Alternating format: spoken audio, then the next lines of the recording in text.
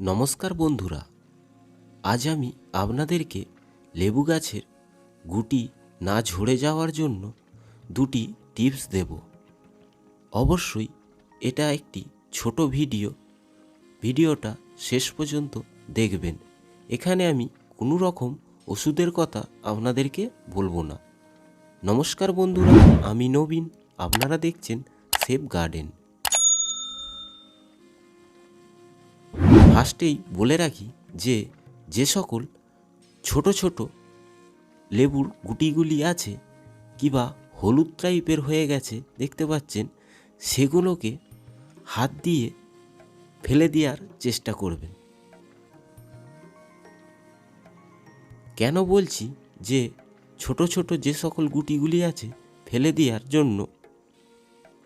কেননা সে সকল গুটিগুলিকে রাখলে লেবু গাছে পাশাপাশি যেসব বড় সাইজের গুটিগুলি আছে সেগুলোকেও নষ্ট করে দেবে।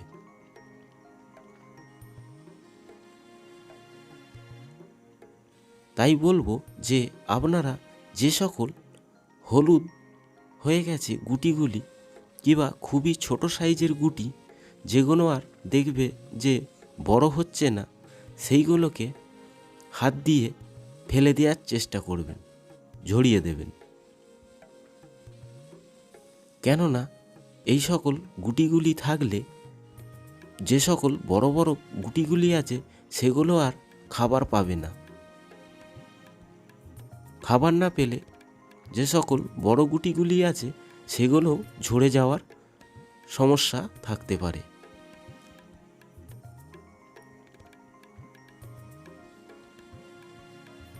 অবশ্যই চেষ্টা করবেন সে সকল গুটিগুলিকে ঝরিয়ে দেওয়ার, তাহলে যে সকল বড় বড় গুটিগুলি আছে ওগুলো আরও বড় হওয়ার সুবিধা হবে।